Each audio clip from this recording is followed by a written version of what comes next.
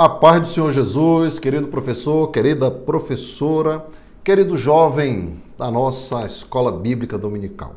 Uma alegria estar aqui mais uma vez com os irmãos para mais uma das nossas pré-aulas aqui do nosso Ministério ADMDF, Assembleia de Deus de Missão do Distrito Federal, presidido pelo pastor Douglas Batista, sob a coordenação pedagógica da missionária Dirley Batista. A nossa lição é a lição de número 4, que tem por título A Autenticidade contra a Parcialidade.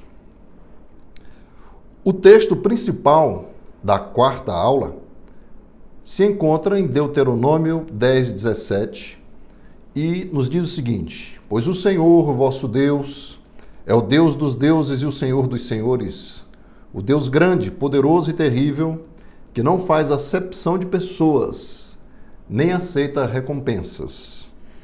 O resumo da lição é o seguinte: Deus não faz acepção de pessoas, por isso precisamos tratar todos com igualdade e amor. O comentarista aqui na revista do professor traz um pequeno quadro que ele retirou da Bíblia de Estudo Aplicação Pessoal e sugere que você, querido professor, querida professora, apresente aos alunos, onde ele nos faz uma pergunta e nos explica por que é errado fazer acepção de pessoas. Primeiro, é incompatível com os ensinos de Cristo. 2, resulta de pensamentos maus. Insulta as pessoas feitas à imagem de Deus. É um subproduto de motivos egoístas.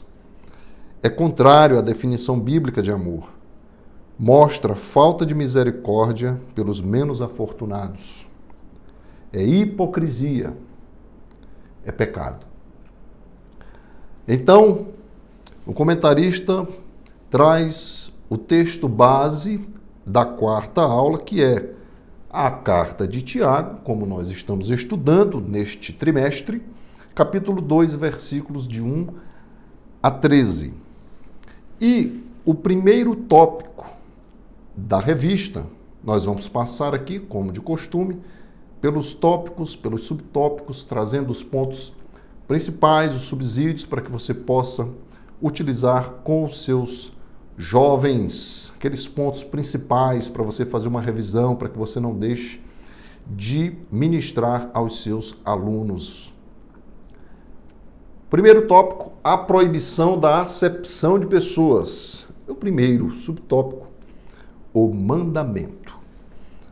O texto de Tiago 2:1, que é o primeiro versículo aqui do texto bíblico, utilizado como base da quarta aula, nos exorta a não fazer distinção entre as pessoas.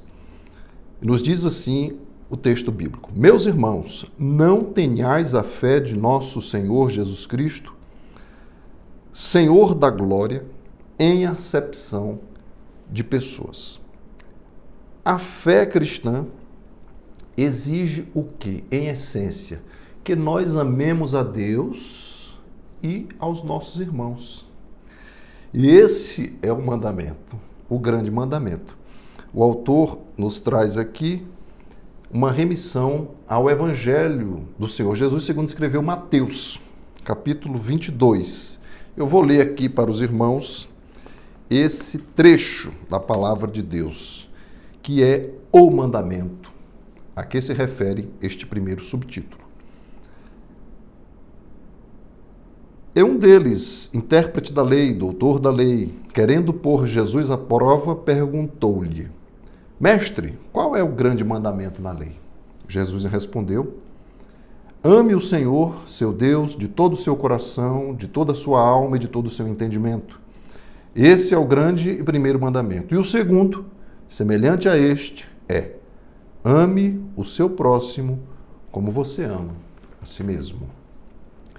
Então, meus queridos, quem demonstra favoritismo uma acepção, um preconceito em relação às pessoas, insulta ao Criador porque está desprezando as pessoas que o próprio Deus criou à sua imagem e semelhança. O termo grego para acepção é prosopolepsia.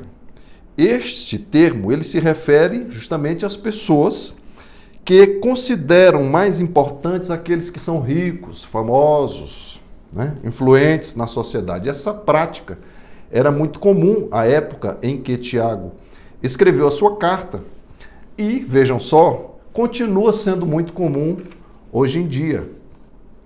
Então, as Escrituras Sagradas, a Palavra de Deus, condena esse tipo de comportamento.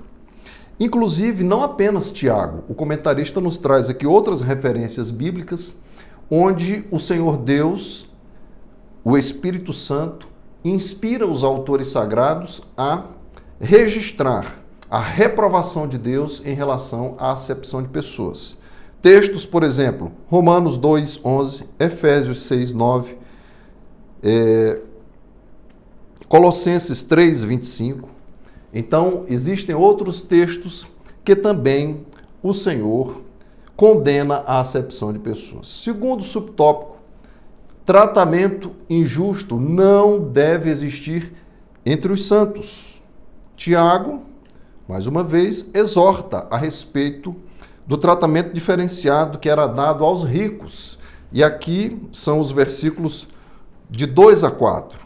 Ele faz referência ao homem que chega à comunidade dos cristãos com um anel de ouro no dedo, com vestes preciosas, e faz referência também a um pobre que entra com roupas sórdidas, roupas humildes.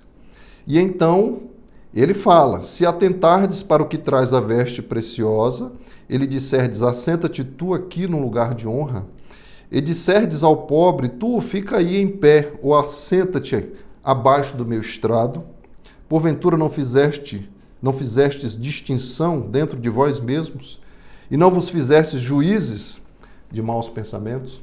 Então, a palavra de Deus deixa claro, meus irmãos, que não é compatível com o coração de Deus, com os planos de Deus, a acepção, a distinção de pessoas por conta de seu dinheiro, por conta de sua posição social, por conta de sua influência, ou por conta de quaisquer outras características, cor da pele, origem, enfim. Tudo isso é contrário à palavra de Deus. Então nós precisamos alertar os nossos jovens. Entre nós não pode haver isso. Não pode haver bullying. Não pode haver segregação de determinados irmãos por conta do que quer que seja. São nossos irmãos, fazem parte do grupo de jovens. Vamos acolher, vamos trabalhar juntos, vamos crescer juntos com as diferenças. As diferenças nos ajudam a crescer, a evoluir, a melhorar. Então, entre nós não pode existir isso. Bullying entre jovens cristãos, inimaginável, impensável. Então, precisamos, né, querido professor, querida professora, destacar isso com os nossos jovens. O terceiro subtópico, a lei real. A lei real. Tiago 2:8 menciona a lei real. E essa lei real é justamente aquele texto que eu acabei de ler para os irmãos no primeiro subtópico, lá em Mateus 22. Amar a Deus sobre todas as coisas e amar ao nosso próximo como a nós mesmos. São os princípios centrais do cristianismo. Então, o comentarista nos traz aqui a noção de que a igreja deve ser um lugar de acolhimento. O grupo de jovens deve ser um lugar de acolhimento, de receber bem as pessoas, de receber com carinho, com amor. As pessoas precisam se sentir bem recebidas, bem acolhidas, se sentir no meio de irmãos, se sentir em uma família. É assim que deve ser no meio cristão. O Senhor Jesus, certa feita, disse que nós seríamos reconhecidos como seus discípulos pelo amor que temos uns para com os outros. Olha só que interessante, não é, meus queridos? Agora, o comentarista destaca aqui também para nós: não fazer acepção de pessoas não é a mesma coisa de apoiar o erro. Não é a mesma coisa de apoiar práticas contrárias aos preceitos divinos, à palavra de Deus. A igreja deve sim acolher a todos. O grupo de jovens deve sim acolher a todos, mas ao mesmo tempo deve o quê? Demonstrar o amor de Deus através de uma vida santa, de uma vida transformada, através da ministração do ensino da palavra de Deus. E o amor de Deus assim, ensinado, demonstrado, vivido, ele transforma aquele que chega. Amém? Assim como tem nos transformado a cada dia e vai construindo em nós a pessoa do Senhor Jesus de glória em glória. Amém, queridos? Então, vamos destacar isso, vamos ensinar isso, vamos trazer isso para os nossos jovens. O segundo tópico da nossa revista nos fala das consequências do fazer acepção de pessoas. O primeiro subtópico é divisão. Divisão. O preconceito, a acepção de pessoas, a distinção, a diferença de pessoas por conta de origem, por conta de condição social, por conta de riqueza, de pobreza, de nível de intelectualidade, enfim. Essa distinção, meus queridos, esse preconceito, esse conceito antecipado, você nem conhece, né? Nós às vezes nem conhecemos a pessoa, não sabemos a beleza que tem ali naquele coração, mas porque é uma pessoa de origem humilde, uma pessoa... Não, isso não pode existir entre nós. No mundo existe, no mundo isso pode acontecer, porque não é contrário aos princípios competitivos, aos princípios vorazes que estão lá. Mas aqui entre nós o princípio é o princípio do amor, é o princípio da misericórdia. E entre nós não pode existir isso, né? As pessoas que chegam precisam ser bem recebidas, precisam ser bem acolhidas. Não pode haver esse preconceito, essa distinção, essa acepção de pessoas entre nós, porque isso gera divisão na igreja.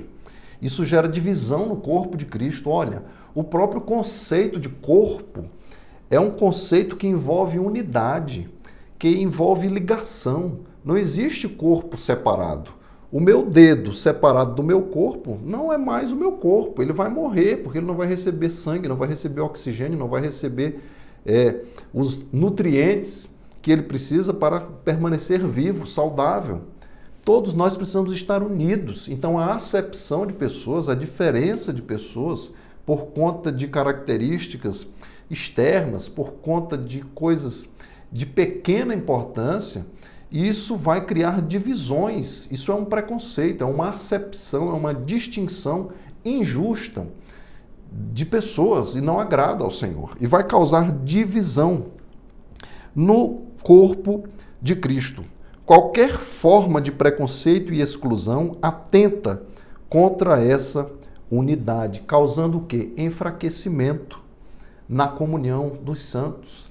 Então, no meio da igreja, meus queridos, isso não pode acontecer. No meio dos jovens cristãos, não pode acontecer, para que não haja divisão, para que não haja as famosas panelinhas, né? Não, nosso meio não existe isso. Nosso meio, nós estamos unidos, caminhando rumo a um único alvo, que é o Senhor Jesus, o autor e o consumador de nossa fé. O segundo subtópico é o julgamento. Mais uma vez, Tiago, capítulo 2, versículos 6 e 7, nos adverte a respeito do perigo de menosprezar os pobres e favorecer os ricos. Ora, lá no contexto em que escreveu Tiago, os ricos, eles oprimiam os pobres, eles blasfemavam contra o nome do Senhor. Ele nos diz aqui, no versículo 5, ele começa, né? Ouvi, meus amados irmãos, porventura não escolheu Deus aos pobres deste mundo para serem ricos na fé e herdeiros do reino que prometeu aos que o amam? Mas vós desonrastes o pobre. Porventura não vos oprimem os ricos e não vos arrastam aos tribunais? Porventura não blasfemam eles o bom nome que sobre vós foi invocado? Então os ricos à época eram aqueles que perseguiam a igreja, que blasfemavam do nome do Senhor, que levavam os irmãos aos tribunais, enquanto que os pobres são aqueles para quem o Senhor Jesus veio de maneira especial. Está aqui descrito, por exemplo, no profeta Isaías, capítulo 61, versículo 1. O Espírito do Senhor Deus está sobre mim, porque o Senhor me ungiu para pregar boas novas aos pobres. A missão de Cristo, sua chamada para cuidar dos pobres e oprimidos, é algo especial no coração de Deus. Então Tiago faz esse alerta, meus irmãos, onde vocês estão com a cabeça? Que julgamento é esse que vocês estão fazendo? É um julgamento completamente equivocado. Vocês estão fazendo acepção de pessoas, privilegiando os ricos e desprezando os pobres, sendo que o Senhor Jesus privilegiou os pobres, amou os pobres, quis estar com os pobres, quis nascer como pobre, ele, Senhor dos senhores. Não é verdade? Profetizou através dos servos dele no Antigo Testamento a respeito desse carinho que ele tinha com os pobres. Então, Tiago questiona os irmãos. O que é isso? Entre nós não pode existir isso. Vocês estão privilegiando os ricos, desprezando os pobres. Esse julgamento de vocês é um julgamento que está fora dos princípios da palavra de Deus. Está fora do projeto do Senhor. Então, esse julgamento não pode existir entre nós, meus irmãos. É um julgamento completamente errôneo, equivocado, contrário às Sagradas Escrituras. Terceiro subtópico, a desvalorização do ser humano. Desvalorização do ser humano. Quando nós tratamos alguém de forma diferenciada, quando nós fazemos essa separação de pessoas, quando nós fazemos essa acepção de pessoas, por conta de sua posição social, por conta de sua influência, enfim, nós estamos o quê? Desrespeitando a imagem divina que cada pessoa carrega em si. Porque todas as pessoas foram feitas à imagem e semelhança de Deus. O pecado, a desobediência do homem, a rebelião do homem, trouxe as mazelas, os problemas. Dentre eles, a acepção de pessoas, o julgamento, a divergência, a separação das pessoas por conta de condição social, econômica, origem, cor. Mas nós somos chamados o quê? A honrar e a respeitar a todos, reconhecendo a imagem de Deus que está no coração de cada um dos nossos irmãos e irmãs. A imago Dei, como diziam os antigos. Ela está lá. Embora distorcida pelo pecado, por conta do pecado, da natureza concupiscente que todos nós carregamos, mas a imagem de Deus está lá, naquela pessoa. Não podemos fazer acepção de pessoas, não podemos desvalorizar o ser humano, algo que é tão precioso aos olhos de Deus. Depois de Deus criar o universo inteiro, criar o sol, criar a lua, criar as estrelas, os mares, as plantas, os pássaros, os animais, ele diz, tudo é bom. E depois que ele criou o homem à sua imagem e semelhança, ele diz, eis que é muito bom. Muito bom, queridos. Então não podemos fazer isso porque nós desvalorizamos aquilo que o próprio Deus valoriza demais. Afinal de contas, ele deixou o esplendor da sua glória, tomou a condição humana e morreu no meu lugar, no seu lugar e no lugar de todas as pessoas que virão à casa do Senhor, buscando ao Senhor, buscando conhecer a sua vontade, a sua palavra. Então nós não podemos fazer acepção de pessoas. Isso não pode existir em nosso meio. É completamente contra a vontade de Deus, a palavra de Deus para nós. Terceiro e último tópico da nossa revista, um chamado à misericórdia. E o primeiro subtópico, agindo sem misericórdia. Meus irmãos, Tiago, mais uma vez, aqui no capítulo 2, nos versículos 12 e 13, ele fala que todos nós seremos submetidos a um juízo. Isso é claro para nós. Depois da morte virá o juízo.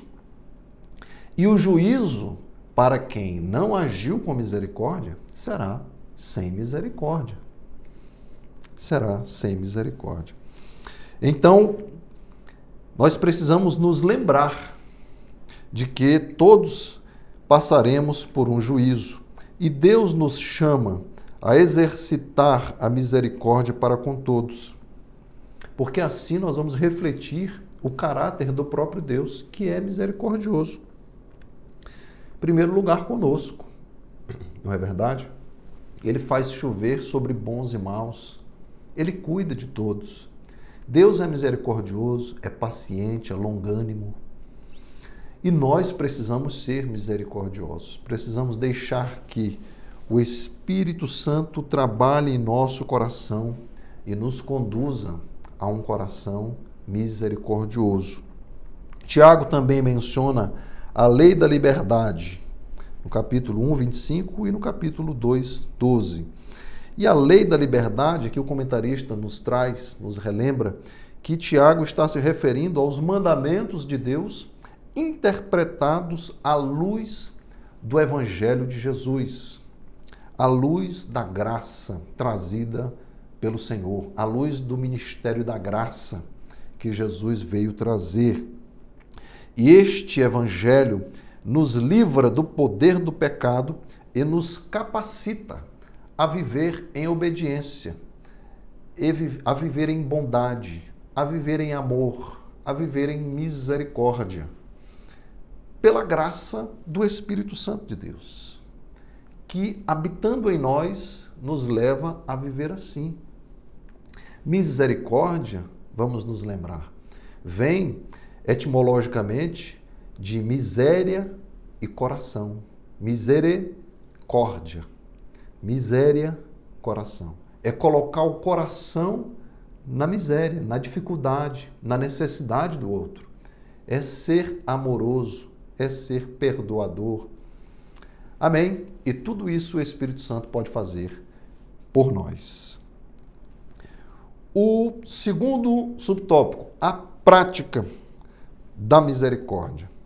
É claro, estamos falando da carta de Tiago, o livro de Provérbios do Novo Testamento, um livro cheio de orientações práticas, objetivas, que nos convida, que nos concita a viver o dia a dia os princípios da palavra do Senhor, a obedecer, a praticar e não ser meramente ouvinte dos conselhos de Deus.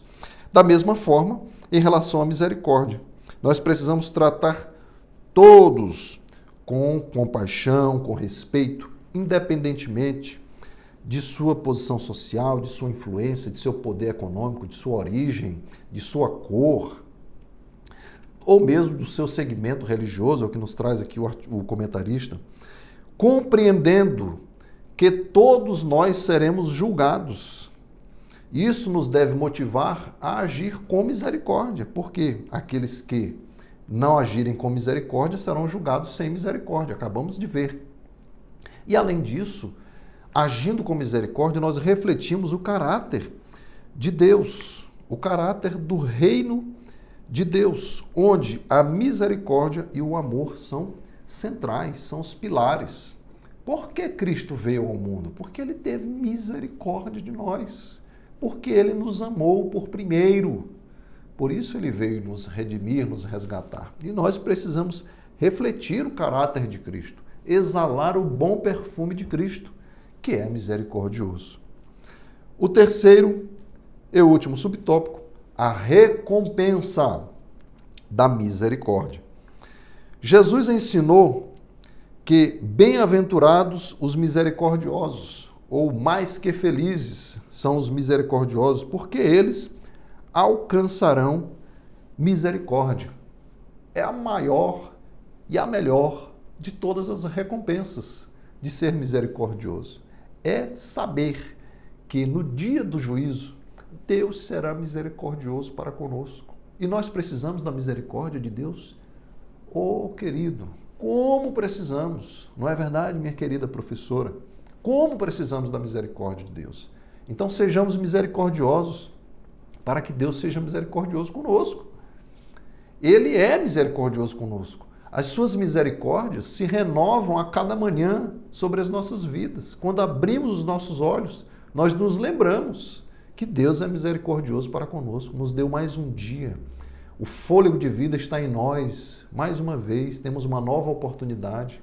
É a misericórdia do Senhor se renovando sobre as nossas vidas. Então, agir com misericórdia significa agir com compaixão, com empatia, oferecendo ajuda, perdão aos outros em suas necessidades, em suas dificuldades. Quando praticamos a misericórdia, mais uma vez, mostramos o caráter de Deus, revelamos em nós, demonstramos em nós o caráter de Deus. Nós vivenciamos o cristianismo que professamos. A nossa ortodoxia, a nossa fé se demonstra na prática, na ortopraxia, que é justamente um dos principais objetivos da carta de Tiago. Amém, querido professor, querida professora? Vamos então para a nossa conclusão. A nossa conclusão nos diz o seguinte: somos desafiados a viver uma fé autêntica, livre de parcialidade e preconceito. Quando seguimos o exemplo de Deus revelado nas Sagradas Escrituras, refletimos o caráter de Cristo. Não tratar as pessoas com interesse, mas com amor e justiça, é fundamental para uma vida cristã saudável. Assim, somos convidados a cultivar uma fé que se manifesta em ações, com respeito e misericórdia, promovendo a dignidade de todos, como criaturas de Deus. A lei da liberdade não é uma licença para o pecado, mas um chamado a uma vida de obediência e compaixão. Meu amigo professor, minha amiga professora, querido jovem, como estão as nossas orientações, os nossos conselhos a respeito da agenda do bem? Vocês estão levando esse desafio para as suas classes? A agenda do bem? Lembram? Eu comentei desde a primeira pré-aula. Vamos fazer uma agenda do bem com os nossos jovens para que eles possam ali, em segredo, só para eles, sem precisar mostrar para ninguém, porque a mão direita precisa saber o que faz a mão esquerda, como é o conselho do Senhor. Eles registrem ali, ao longo do seu dia, o que eles fizeram na prática para refletir o caráter de Cristo. O que eles fizeram na prática para ajudar as pessoas, para serem pacientes, para serem autênticos, para serem verdadeiros, para serem misericordiosos, né? A agenda do bem. E vocês lembraram de colocar ali para os jovens algum aspecto daquele livro, Em Seus Passos, o que Jesus faria, que eu tratei na pré-aula anterior? Fica aí a dica, mais uma vez, e que assim as aulas dos irmãos, das irmãs, possam ser enriquecidas e abençoadas. Espero ter sido, de alguma maneira, útil com os subsídios aqui para os irmãos. Foi uma alegria estar aqui com vocês mais uma vez e, querendo Deus, estaremos juntos em uma próxima oportunidade, se assim o Senhor nos permitir. Um grande abraço.